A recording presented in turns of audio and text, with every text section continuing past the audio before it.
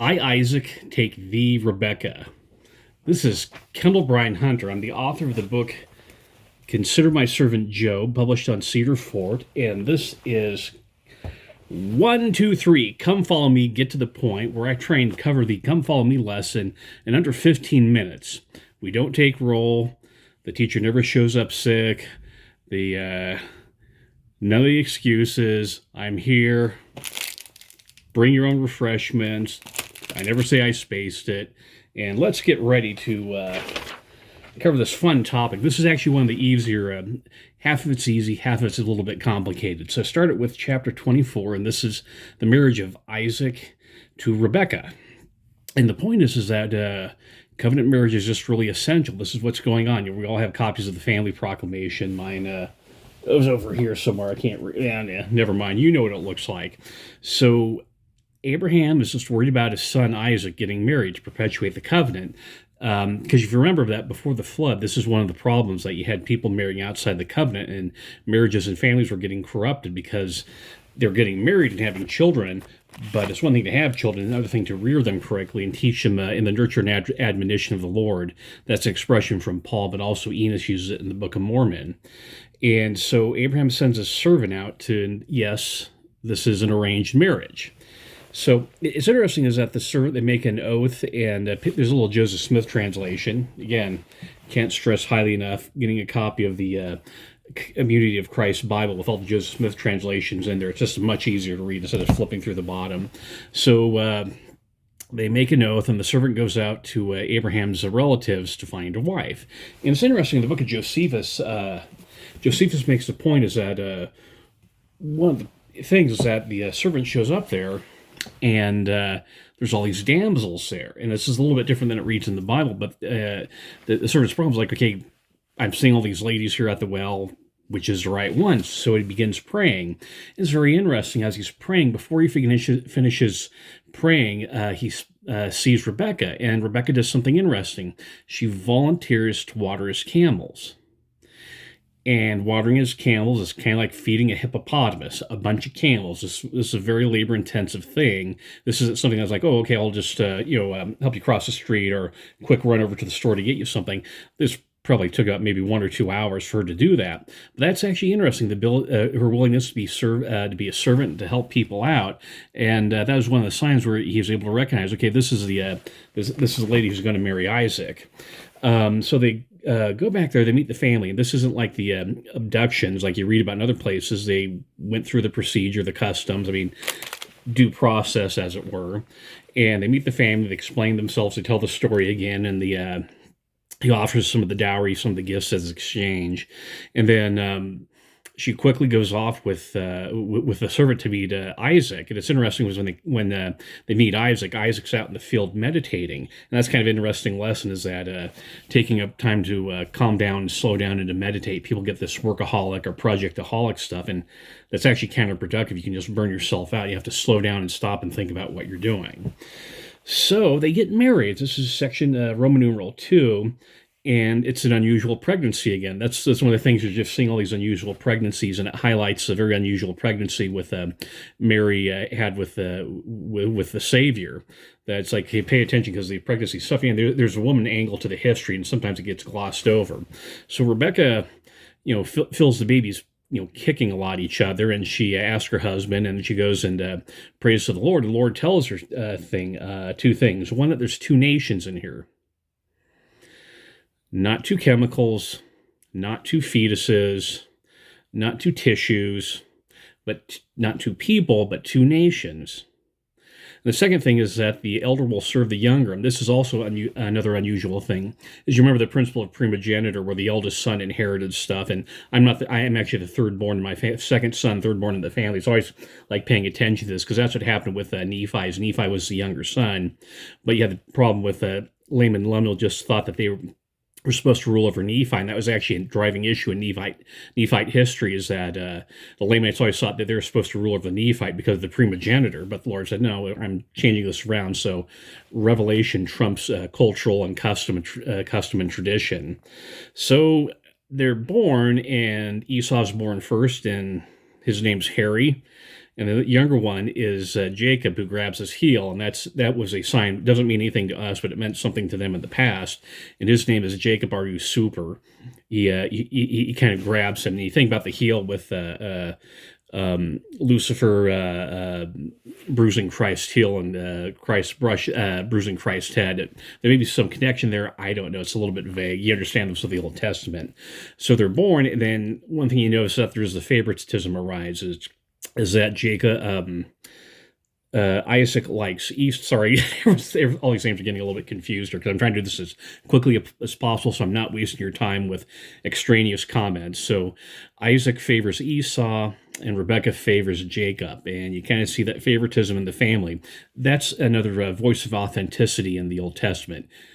We see stuff going on nowadays. Sort of parents favor children happened in the Old Testament, and the next section, the next event that happens, that is the issue where Esau's out hunting. He comes back and he's hungry, and Jacob says, "And I'll give you food if you sell me your birthright." And Esau says, "I don't care. I just want. I'm going to starve to death." And so he agrees to sell the birthright. That's an issue that comes up later on.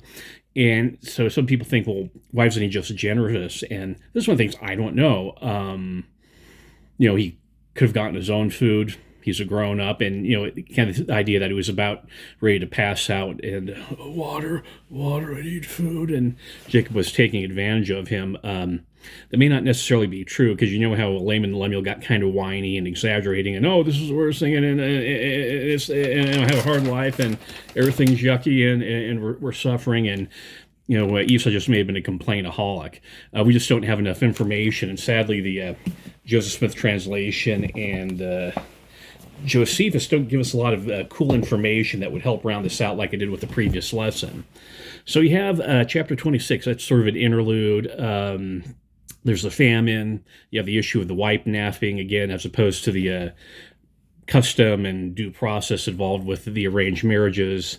And you have the issue of prosperity. Isaac's like Abraham. He's a prosperous person. He makes money, and it gets kind of a sensitive subject that, really the true wealth is exaltation. The true wealth is wisdom and knowledge. That's where the true riches are, and not so much in property. But you also need to have physical property to do the work of the Lord, to build temples, to finance missionaries, to feed the poor.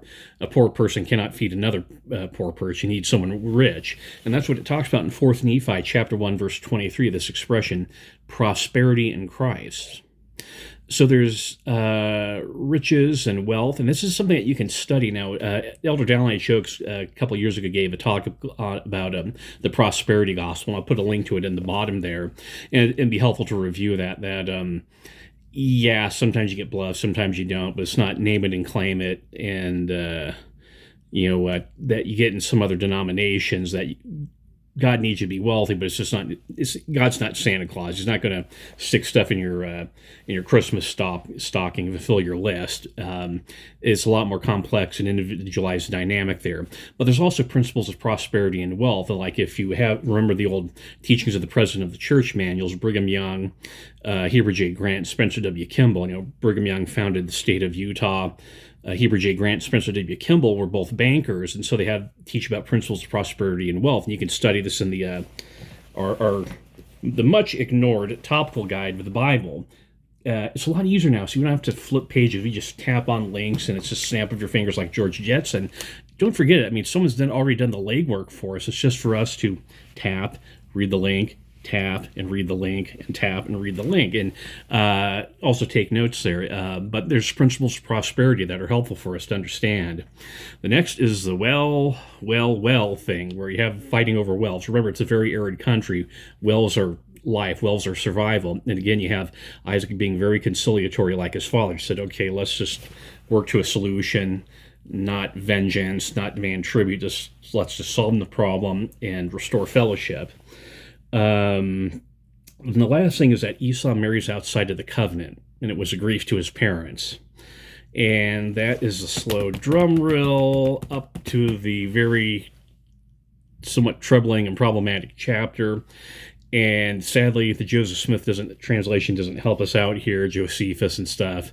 So read it, suck it up, and if we all pray for more information, we might be able to get some clarification later on in the future, because I think this is something that will only be answered by a prophet or God saying, okay, this is what was really going on with this.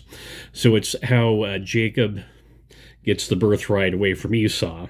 So remember, going to this is that you have a couple of issues. Is that one, the birthright was prophesied to Jacob, and Rebekah knew about it.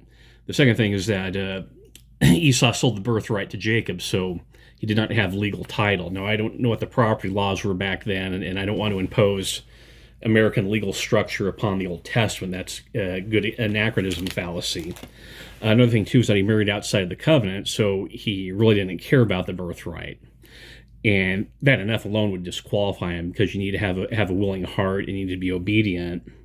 And then you have the other issue, too, is with the favoritism in the family. And that just may have been what would have been spurring Rebekah on, is that she knew about the prophecy and knew the favoritism in the family. And she just may have not been trusting the Lord enough to do this complex disguise. You know, it's a nice Joseph Campbell story of skinwalking, where you're a trickster, you disguise yourself. You see this in a lot of stories where, like in Star Wars Episode 4, A New Hope, where Han Solo and Luke Skywalker disguise themselves as stormtroopers to get into the Death Star.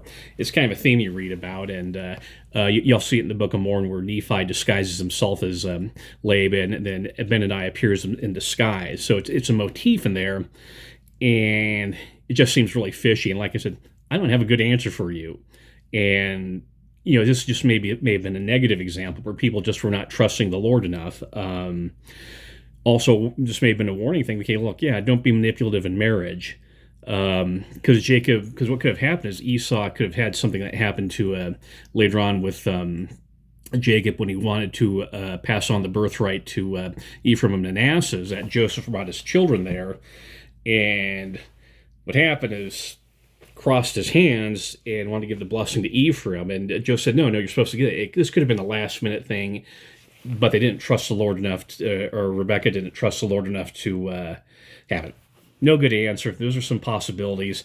I can give you a nice, what's called a linear argument with the stuff with Lot's daughters. That's really straightforward, the Joe Smith translation. This is sort of a cumulative argument. This piece, this piece, this piece, and let's just put them all together. But I'll be modest. Like, I don't have a good answer for this, and I hope we all can accept it. Another thing, too, is that with priesthood blessings, you can bind and seal. So that's my explanation. It's a question mark to me, just kind of like, I don't like leave you hanging like the Riddler, but I'm being honest with you. So that's the end of the chapter. So let's come to the Christ quotient that we always leave on a note where we talk about Jesus Christ. So one, you see how covenants guide families, that God works through covenants.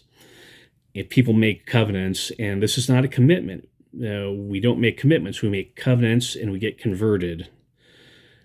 Another thing, too, is you understand how covenants guide in day-to-day living with the gospel covenant, with how you interact with family members when you deal with problems such as wells or something as scary as wife abduction. How does that guide us in day-to-day living to making our way through the straight and narrow path?